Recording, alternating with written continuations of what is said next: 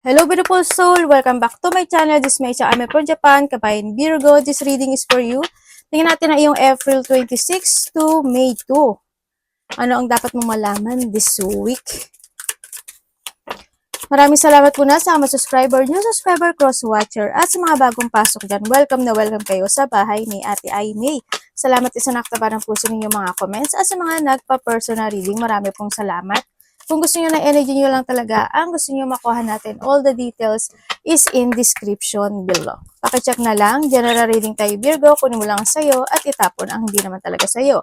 Maring vice versa, energy mo, energy ng person mo, energy ng malapit sa puso mo, nangyayari, or mangyayari pala. Use your own intuition, lawakan yung inyong isipan, ano man ang gender mo, ano man ang edad mo, wala sa baraha ang kapalaran ng tao.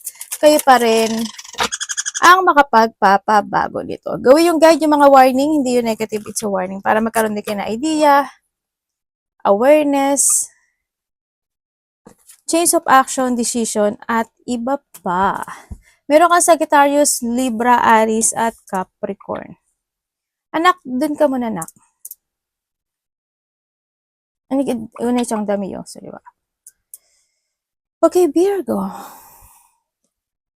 Okay. Maaring magkakaroon ka ng mga quarrel, questioning, o quarrel sa isang babae or sa isang lalaki. No, pwede na doon sa point na yun. Kahit mga questioning lang, pag-uusap. Pwedeng related siya sa mga stability situation, pera, finances, or mga pagsasaayos or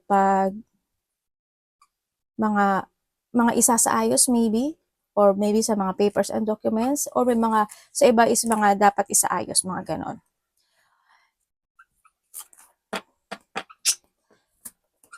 May taong matigas ang ulo. No? May tao, maaaring hindi siya nakikinig, or nakikinig man siya, labas din sa kabilang tenga, pwedeng nandun sa point na yun, or nandun lang yung mataas ang ulo niya talaga, or mataas ang ego niya, kasi makaaring siya, mayroong mga pinaninindigan sa buhay, pwedeng nandun sa point na yun, ano? Yan. And then also, may mga papers and documents din ako na nakikita sa'yo, na maaring ito is dapat na asikasuhin, or pwede mga dapat na kompletuhin, or gawin. Pwedeng nahado sa point na yun. Or receiving sa iba, no? Andito naman yung ano mo, you are more on protecting your finances naman. Hando yung pagiging leadership mo, no, Virgo, sa nakita ko sa'yo dito. Maybe you are a boss, or hando yung leadership energy kasi sa nakita ko sa inyo. Maaaring may mga pinamumunuan kayo, businessman yan, or sa trabaho mo, pwedeng, or you managing something sa nakikita ko sa iba sa inyo. And may mga bagay ka daw na pinaninindigan mo this time, or may mga paninindigan ka, or sa iba naman sa inyo is handun yung point of action, taking action sa iyong mga desire this time, ano, pwedeng nandun sa point na yon. And dito rin yung point na magkakaroon ng mga gain when it comes sa health, ay sa wealth, and may mga abundance ako nakikita sa iyo, or blessing to, no, sa iba. Sa iba dito is kung may mga business nga kayo, ganyan, or handun yung point of view or more on protecting your finances sa iba sa inyo. Pwede makaka-receive ka ng abundance or pera, no, sa isang babae o sa lalaki yan, sa iba sa inyo. Pero ang sabi kasi dito, may konti kang dinidi. Hindi ko alam kung ano yung dinidelay mo. Ba't may i-delay ka ata? O madi-delay? O i-delay? O pwedeng pagpapaliban mo lang talaga yun. Pwedeng, basta pinag-iisipan mo yun eh. Kaya nang nakita ko sa dito, parang madi-delay ka. Or i-delay mo siya. Ganyan. There's a loneliness na tao. Ako nakikita sa dito, na handun din yung point na may mga government situation, baka yun yung papers and documents, or may mga official building, or may mga authority, or may mga matataas na tao ka nakakausapin, or kakausapin ka, vice versa, or kung ano man yan, no, sa iba sa inyo. And then also, may mga bagay ka daw na gusto mong i-transform or baguhin, parang nandun sa point yung nakikita ko sa iba sa inyo. Kaya maaring Maaring isa yon sa nakapagpapadelay sa'yo kasi iniisip mo talaga munang maigi bago mo aksyonan or pursue yung situation. Small world, broken dreams. Ay, si ano to ah? Bully ba yan? Si Bull? Unqualified. Okay, Virgo.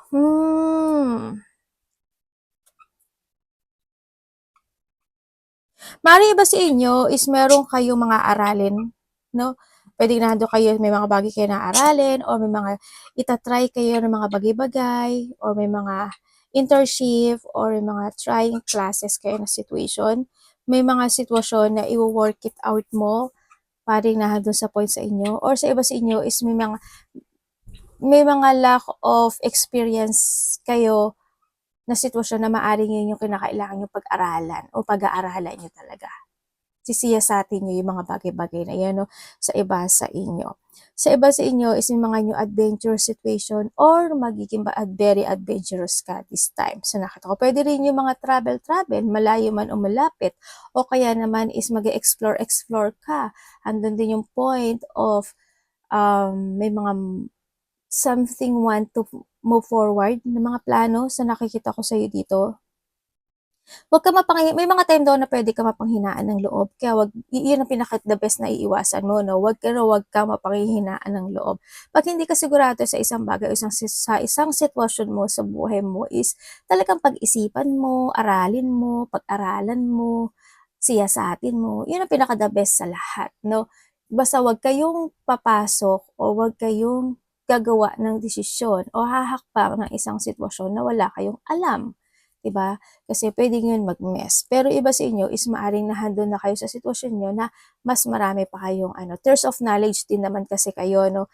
Mga Virgo sa nakikita ko dito. Basta keep faith lang, don't give up. Ang sinasabi rin dito,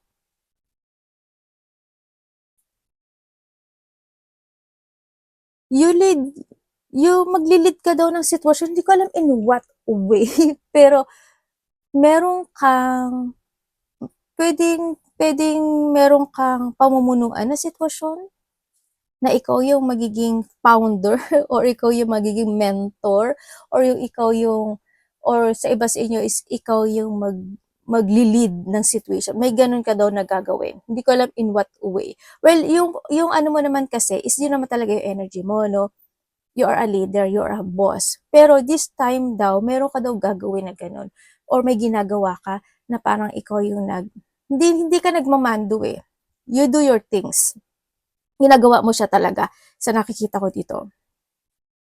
And then, mag-ingat ka lang din. May mga tao rin kasi ako dito, or may tao, no, na akala mo kaibigan at akala mo loyal sa'yo, pero binabackfighter ka niya. Or, may nasasabi siya behind your back, or this person is hindi naman talaga siya loyal sa'yo. Ikaw, maybe loyal ka. Siya, hindi siya loyal, no? Ibig sabihin, may disloyal person, there's a cheated, or may enemies ka, Virgo. Hindi naman nawawala rin sa iyo, no? Or pwede rin kasi na may sama ng loob. Ikaw yung may samang loob, or siya yung may tampo or may sama ng loob sa'yo. Vice versa, no? Yun ang nakikita ko sa iba sa inyo. Mahilig ba kayo magbasa? Don't lose hope. May mga plano ako na nakikita sa'yo na maaring babaguhin mo. Parang nandun sa point na yon, or kinakailangan baguhin. Yun ang nakikita ko. Sa iba dito, babaguhin nyo siya. Halimbawa, may nakaplano ka na ganito. Diba? May schedule ka na. May plano na. Pwedeng mababago yun. Yun ang nakikita ko. Parang may mga babaguhin ka. Or, sa iba sa inyo is, yun tulad na sinabi ko kanina. Diba? Kasi malito kayo sa sinabi ko. Kasi magkakaiba kayo ng Yun. Magkakaroon ka daw ng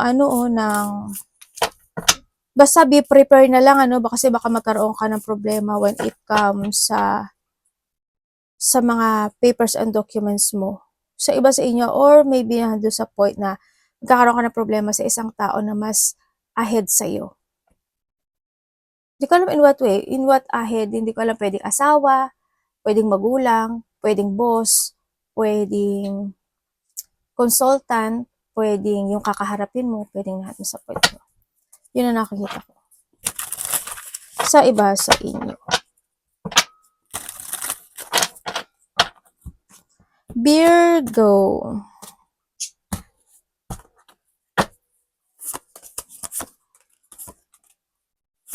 7-7, no? 6. Ganun.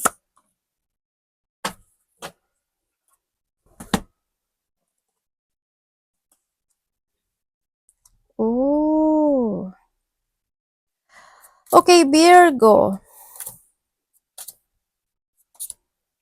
Ayun na nga.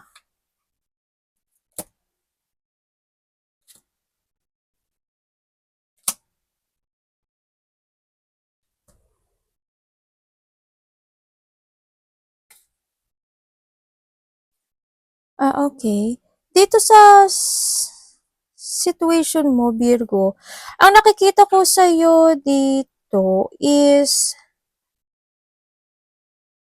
there's a victory and success happen into your life.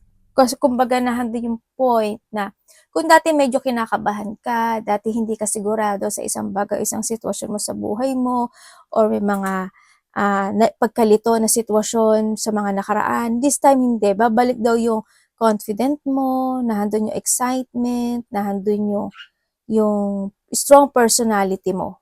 Yung parang babalik yung vitality mo o yung katatagan mo this time. Yun ang sinasabi dito. Victory and success is coming. Ang nakikita ko sa'yo dito. Mayroon ka daw ma-achieve sa nakikita ko sa'yo dito. May mga ikakagulat, ikakashock ka daw na sitwasyon na maaring marireceive mo ito. Or happy yung feelings, excitement yung feelings, pero may halong panghihinayang. Alam mo yun? Alam mo yun? Alam mo yun, halimbawa, basta may ganun eh. Basta may, halimbawa, may taong may utang sa iyo na 1,000, di ba? Expected mo magbayad siya ng 1,000, pero nagbayad siya ng 800 pesos. Ganon. Yun ang nakikita ko sa dito. Parang, akala ko, ganyan. Pero, na-receive mo siya. Pero may na-receive ka. Yun ang sinasabi dito, no? And then also, is there's a blessing coming into your life. Kumbaga may mga kasiyahan, may blessing within 3 days, 3 weeks, or 3 months, maybe, sa iba. Kung 3 weeks yan, ano na ba ngayon? 1, 2, 3, May? Or pwedeng nangyari na to in a 3 days ago, or mangyayari pa lang, 3 days, 3 weeks, 3 months man yan. Sa iba sa inyo, April, May, June, pwedeng na doon sa point na yon, or July man siya, yan, may mga ganong situation daw ako nakikita, alam mo, may miracle na magaganap sa'yo eh. As in, di ko alam why. May hinihintay ka daw na result, but still, handito yung miracle na magaganap sa'yo. Victory and success, again, is waving. And then also is yung hard work na ginawa mo or may hard work ka na ginagawa is magkakaroon daw siya ng development or magkakaroon siya ng clarity. Yun ang nakikita ko sa'yo dito. Sa iba sa inyo. And then also, ang nakikita ko rin sa iyo is may laki ang magbabago sa buhay mo. May magbabago daw sa buhay mo.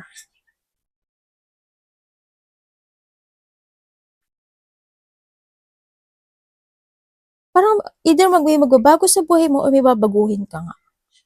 Iba dito, travel to. Malayo o malapit. But still, may miracle. Ako nakikita dito.